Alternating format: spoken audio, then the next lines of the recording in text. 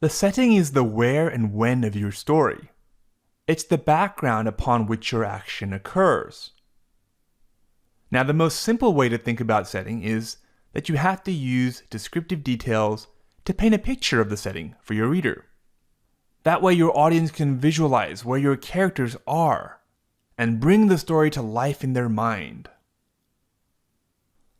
But beyond that, the setting is also a very important tool. With your setting, you need to create a world that enhances your plot, themes, and characters.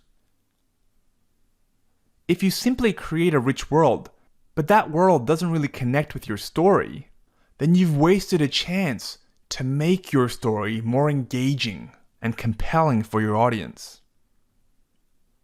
Here's a simple visual example. Say I were to write a story about some zombies. Now let me create a setting for this horror story about zombies. It's a beautiful sunny day in some lush green hills, in a meadow full of colorful flowers. I may have painted the picture very clearly. You can visualize exactly where the zombies are, but it doesn't really add to my sense of fear or the horror that I'm trying to create with a zombie story. Perhaps a graveyard or an abandoned warehouse might be a better setting for this horror story. Let's take a look at a couple of examples to show you the difference between an appropriate and an inappropriate setting. First, an inappropriate setting. Imagine that my story is trying to convey how impressed Oscar is when he sees Machu Picchu. Oscar leapt up the stairs until he reached the top of the mountain. He looked down and saw Machu Picchu between some peaks. Stone walls and steps were strewn haphazardly everywhere. Now, I have, in a sense, used descriptive details so that you can visualize this setting.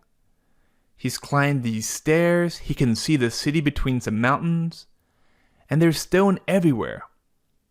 But the way I've described the setting hasn't helped to create a sense of wonder or amazement, to show that Oscar is enthralled by the scene before him. Let's try to fix this a little bit. Oscar struggled for breath as he climbed the final steps up the mountain. There it was, Machu Picchu. The Incan citadel sat nestled between two majestic green peaks of the Andes. Stone walls and steps lined the mountainside with such precision that the citadel looked as if it had been designed by the Incan gods. So I'm basically describing the same scene. He's climbed some stairs, and he sees Machu Picchu. There's stone everywhere. However, the way I've described it in this second example, there's a sense of expectation and majesty. This is more appropriate to convey how excited and impressed Oscar is with seeing Machu Picchu. When you write your story, consider what kind of effect you're trying to create with your story, and write a setting that matches that overall tone and mood.